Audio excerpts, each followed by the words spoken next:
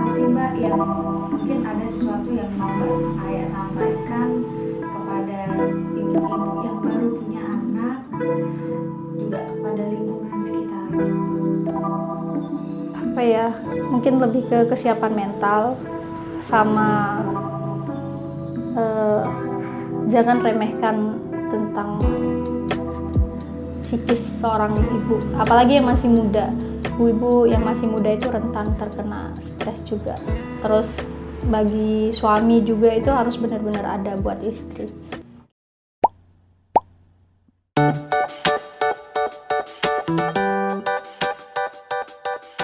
Assalamualaikum warahmatullahi wabarakatuh. Selamat malam. Selamat datang kembali di Aan Channel. Malam ini saya didampingi oleh Mbak Aya, ibu muda, mama muda. Selamat malam Mbak Aya. Selamat malam Bila. Terima kasih. Mbak perjalanannya Mbak dari Bojonegoro ke sini? Melelahkan tapi dinikmati aja. Biar asik. Malam ini kita akan bincang santai aja Mbak ya. Oke. Kita akan bincang soal gimana sih rasanya menjadi ibu untuk yang pertama kalinya. Apa? Susah nggak sih? Apa susahnya, apa enaknya gitu Mbak? Gimana ya pertanyaannya? Gimana rasanya menjadi ibu? Gitu. Mungkin bisa dimulai dari saat hamil ini gimana sih Mbak? Kalau hamil sih nggak seberapa rewel, cuman awal-awal aja, awal-awal hamil itu mungkin sedikit rewelnya itu karena mual, muntah gitu. Caranya sendiri ya. Tapi selanjutnya ya nggak, santai gitu sampai 9 bulan ya santai. Morning sickness? Itu aku alamin selama kurang lebih 1 bulan. Kurang lebih 1 bulan karena hamil berapa minggu, 1 minggu 2 mingguan itu saya masih beraktivitas ke luar kota waktu itu. Kalau nggak salah ke Bondowoso waktu itu. Dan mungkin lebih ke apa ya, kayak nggak bisa nafas gitu, sesek. Mbak gitu. Aya ini juga mantan aktivis juga kan? Atau jangan-jangan sekarang masih aktivis Mbak? Enggak sih, mungkin lebih ke ngasih edukasi tentang parenting kadang. Jadi maksud saya ketika mestinya kalau teman-teman aktivis baik perempuan laki-laki ini kan kegiatannya banyak sekali. Betul. Ketika hamil apakah kemudian kegiatan ini langsung ditinggal karena kehamilan, karena tadi mungkin morning sickness, atau? Kalau itu memang harus istirahat waktu itu, istirahat total karena tapi teman-teman masih banyak yang main ke rumah waktu itu kan. Terus aktivitas saya kurangin ketika morning sickness bulan ke berapa ya? Menginjak bulan kedua, ketiga itu kan saya mulai aktivitas lagi. Aktivitas ke luar kota lagi, terus ya masih kayak biasanya gitu. Ini kejadian, maksudnya hal seperti ini dirasakan oleh semua perempuan hamil nggak sih Mbak? Atau beda-beda tuh siklusnya? Itu nggak semuanya sih, tapi rata-rata orang hamil mengalami morning sickness. Tapi ada juga yang nggak sama sekali, mulai dari hamil pertama sampai umur 9 bulan nggak mengalami hal itu. Kayak nggak hamil gitu aja ya? Bukan kayak nggak hamil, tapi nggak merasa mual, nggak merasa capek, atau nggak merasa nggak masuk makanan, nggak pengen makan, kan ada juga. Mungkin kayak gitu. Kerja hormon dalam tubuhnya yang beda-beda. Bisa jadi, karena meningkatnya hormon kan, perubahan hormon. Kalau ngidam Mbak, istilahnya Mbak. Ngidam itu kan bisa, ada yang percaya, ada yang enggak, ada yang bilang itu hanya pikiran kita gitu. Tapi waktu itu ya saya mengalami itu cuman pengen aja sih, bukan yang pengen banget, enggak. Pengen bubur kacang hijau misalnya, cuman makan 1 sendok abis itu udah gitu. Tapi ya karena pengen aja. Kalau nggak usah terlalu serius lah nanyanya. Kalau melahirkan ya Mbak ya, melahirkan, kita pasti orang yang tidak pernah melahirkan berpikir melahirkan itu sesuatu yang menakutkan karena ada makhluk yang besar itu keluar dari tubuh. Memang benar menakutkan kan Mbak? Ya tergantung sih, karena setiap perempuan yang melahirkan kan beda-beda ya. Ada yang gampang, ada yang susah, dan kebetulan saya itu termasuk yang agak susah. Kenapa Mbak ya? Kenapa ya? Mungkin karena dulu itu faktor pertama itu karena kepala bayi kan nyerong ke kanan waktu itu, nggak masuk poros, nggak masuk poros. Jadi kontraksi itu selama 3 hari 3 malam dan stuck di pembukaan 7 waktu itu. Tapi akhirnya, tapi normal ya Mbak ya, tetap Normal. Alhamdulillah bisa waktu itu subuh langsung stuck pembukaannya naik terus dan alhamdulillah selamat. sehat ya, Sehat ya. ibu dan bayi alhamdulillah waktu itu. Pasca melahirkan Mbak ada trauma mungkin? Bisa dibilang sedikit, dan sampai sekarang anak berumur 4 tahun itu masih berusaha menganulir trauma itu karena yang bikin trauma Mbak ya?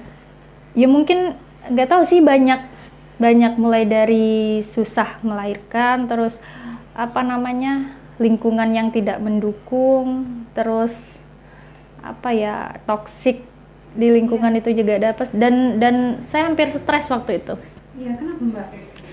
Stresnya itu ya karena lingkungan itu toxic people, dikelilingi oleh toxic people. Waktu itu kan anak saya itu badannya kan kurus, nggak yang gemuk gitu. Terus tapi ada normal kan? Normal. Waktu itu saya sampai takut kan, terus konsultasi ke ahli gizi waktu itu dan dicek kan semuanya, oh normal gitu, nggak masuk ke yang stunting kata orang. Terus ada yang itu tahulah, ada yang bikin namanya, setiap ibu pasti sakit lah kalau dibilangin kayak gitu. Ada salah satu orang itu yang bilang dagingnya anakmu itu udah mati gitu, jadi udah nggak berkembang. Jadi dari situ kamu bayangin lah ya, suami jauh gitu, waktu itu kan suami di Surabaya dan saya di Madura gitu, dan tidak ada seseorang yang mendukung aku gitu. Memperkuat. Iya, memperkuat aku sebagai ibu. Jadi pengen nangis kalau inget itu. Itu nggak ada. Itu siapa, tetangga atau gimana? Ada tetangga, ada juga keluarga dekat juga ada yang bilang kayak gitu. Jadi memang habis melahirkan itu mental seorang ibu itu memang harus benar-benar dijaga. Karena selain dia itu harus bangun malam, ngasih ASI ke anak, terus habis itu ya itulah, dia kan sebenarnya kehidupan yang baru gitu loh.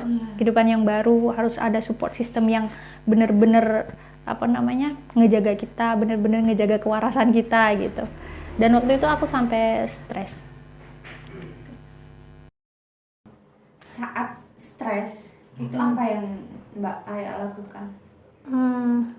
Aku berusaha menganulir itu, tapi kan waktu itu kan aku belum tahu ya cara ngatasinnya gitu, cara ngadepin orang-orang yang kayak gitu kan belum tahu, karena kan pertama jadi ibu, pertama berhadapan dengan kehidupan baru gitu kan, yang sebelumnya nggak punya tanggung jawab yang besar, akhirnya dikasih tanggung jawab itu gitu, merawat anak. Jadi waktu itu ada salah satu teman yang nyaranin aku buat gabung sama komunitas ibu-ibu gitu. Ada SAM itu sharing ASI empati. Di situ juga perkumpulan ibu-ibu juga gitu. Ada Mother Hope Indonesia juga gitu. Akhirnya dari situ kan aku tahu cara ngatasin orang yang kayak gitu, ngatasin toxic people itu kayak gimana gitu. Jadi udah paham, tapi kan kalau dulu belum. Jadi ibu itu nggak mudah. Gitu. Berapa lama Mbak ikut itu? Dari Farabi umur 3 tahun, saya tuh udah 4 tahun sekarang. Masih sampai hari ini? Sampai hari ini ikut. Gitu. Ada juga lah yang bilang, kan Farabi itu kan telat ngomongnya kan. Dia umur 27 bulan baru bisa ngomong yang jelas gitu, maunya apa gitu. Jadi ada yang bilang, kayak anak bisu ya gitu, nggak bisa ngomong. Kok kayak anak bisu sih gitu, kok kayak gini. Kan kalau dipanggil orang yang nggak dikenal kan Farabi itu nggak respon kan gitu, kalau nggak di depannya dia. Toh itu Sebenarnya iya, kalau anak misalnya takut disentuh orang lain kan kita nggak boleh memaksakan gitu. Iya. Kadang ada anak itu meskipun dia sudah besar, Itu kan termasuk self defense toh Mbak. betul, Itu sebenarnya kan ya. betul itu. Jadi kan kadang ada anak kecil itu disuruh salim misalnya ke sepupunya atau siapa pamannya gitu, nggak mau tapi dipaksa. Itu nggak boleh sebenarnya. Itu masuk ke nanti bisa trauma anak-anak itu. Gitu. Jadi kita memang nggak boleh yang memaksakan Nggak boleh. apapun. Nggak boleh. Dan memang itu baik sih kalau misalnya dia nggak mau sama orang yang nggak dia kenal gitu. Iya. Itu baik. Ada, Ila pernah itu nggak? Pernah dengar nggak dulu kasusnya ada seorang anak yang meninggal di gelonggong air dari galon gitu. Itu kan kasusnya kan ada dua anak kembar, yang satunya gemuk, yang satunya kurus gitu. Akhirnya karena toksik dari mertuanya, waktu itu mertuanya selalu nyalahin si ibu gitu. Terus suami juga nggak jadi support sistemnya dia gitu. Akhirnya gimana caranya si anak ini gemuk, akhirnya digelonggong air pakai galon kan sampai puskesmas, dia meninggal gitu. Sebenarnya itu tidak boleh menyalahkan ibunya, tapi lingkungannya yang membuat dia berbuat seperti itu gitu. Ada juga ibu yang membunuh anaknya gitu. Terus yang ibu yang ada anak kecil dimasukkan ke air gitu sama ibunya, itu sebenarnya mental ibu yang harus benar-benar dijaga. Itu bisa karena dia depresi pasca melahirkan, bisa juga karena dia baby blues gitu, dan yang bisa mendiagnosa itu ke psikiater. Nah, ini yang harus ditekankan bahwa ke psikiater itu bukan berarti dia itu gila gitu. Kan kadang kadang kita orang waras, kita orang normal aja, kita juga perlu ke psikiater. Iya, perlu ke psikiater. Dan kadang kan seorang ibu kalau ke psikiater itu dianggap gila. Iya, padahal kan nggak kayak gitu gitu. Yang tahu kita sendiri dan suami. Nah, kadang yang lebih gila lagi, kadang ada seorang ibu baru, dan ketika dia ngobrol sama orang terdekatnya, sama ibunya misalnya, atau sama mertuanya, atau sama temannya, atau bahkan sama suaminya gitu, cerita tentang keadaannya yang seperti itu, malah dibilang lebay, malah dibilang apa sih kamu berlebihan gitu, udah jadi ibu aja gitu. Tapi kita memang menganggapnya begitu loh Mbak, karena saya sendiri juga pernah ya dicurhatin sama temen, memang kedengerannya memang lebay, tapi nggak gitu gitu. Jadi memang mungkin harus ada pemahaman juga ya untuk masyarakat kita, orang-orang sekeliling kita. Bukan hanya suami, kadang tetangga kita juga ikut-ikutan nyinyir gitu. Jadi ibu aja gitu, karena memang jadi ibu itu nggak mudah. Kamu percaya nggak sih lah bahwa semakin kesini, semakin digital, semakin berkembang, informasi semakin terbuka, itu tingkat kesetresan orang itu semakin meningkat. Bukannya makin mudah ya Mbak? Maksudku tadi, bayangkan kalau orang yang berada di posisinya Mbak Aya, yang tidak melek digital, yang nggak bisa mengakses bagaimana sih caranya menghadapi orang-orang seperti itu kan, begitu kan? Waktu itu posisi ada di desa kan, ya? Betul. Itu kan malah jadi gimana, solusi apa kan gitu. Justru kan yang membantu kan justru digital itu sendiri toh. Itu kalau yang paham. Karena tidak semua orang paham. Kebanyakan itu orang itu mengakses internet itu hanya sosial media, tentang Facebook, Instagram, yang itu bisa menghibur dirinya sendiri tanpa mencari informasi itu gitu, atau main game mungkin gitu. Jadi tidak benar-benar dipergunakan secara maksimal gitu. Jadi memang belajar itu enggak hanya 1-2 hari gitu untuk belajar itu. Saya sampai sekarang aja masih belajar jadi orang tua yang baik gitu. Karena kadang ada satu kasus yang memang sampai sekarang itu belum bisa saya lupakan gitu, tentang kesalahan saya sebagai ibu yang belum bisa mengatasi itu gitu. Jadi kesalahan tidak melulu pada anak ya Mbak ya? Betul, sama orang tua. Boleh nggak sih Mbak kita berekspektasi yang tinggi untuk anak kita? Kita pengen anak kita seperti ini loh. Nggak bisa, karena itu akan menjadi kita sebagai orang tua akan menekan psikologisnya dia. Jadi kita itu sebagai ibu jangan terlalu, ekspektasi itu harus diturunkan. Capek lah jadi ibu itu, tapi kalau disangkut pautkan dengan agama itu kan pahalanya memang besar, tapi di sini kan kita nggak berbicara konteks itu. Jadi apa ya, di sisi itu ada sesuatu yang memang harus diatasi gitu. Apa ya, yang paling sulit apa Mbak dulu waktu memang pertama jadi ibu dulu itu, ketika menghadapi toxic people, dan waktu itu aku melakukan kesalahan yang sampai sekarang belum bisa termaafkan menurut saya. Mau dibagi atau? Karena waktu itu apa ya, jauh dari suami kan, suami nggak di rumah dan saya sendiri bersama orang tua gitu. Jadi dia kan juga sibuk di luar kota, jadi telepon itu pun sehari cuma sekali gitu. Saya mau cerita ke siapa waktu itu? Saya mau cerita ini ke bareng siapa? orang tua ya Mbak? Iya betul. Kadang orang tua itu juga bisa apa namanya, bisa ikut arus lah, bisa ikut arus dengan omongan tetangga. Jadi dia itu juga bisa menjadi toksik juga, orang tua itu. Jadi waktu itu saya punya ekspektasi gimana caranya sih Farabi ini gemuk, anak saya itu gemuk, akhirnya melakukan sesuatu yang apa namanya, hampir sama dengan kasus tadi. Tapi ya alhamdulillah sih waktu itu nggak sampai separah itu.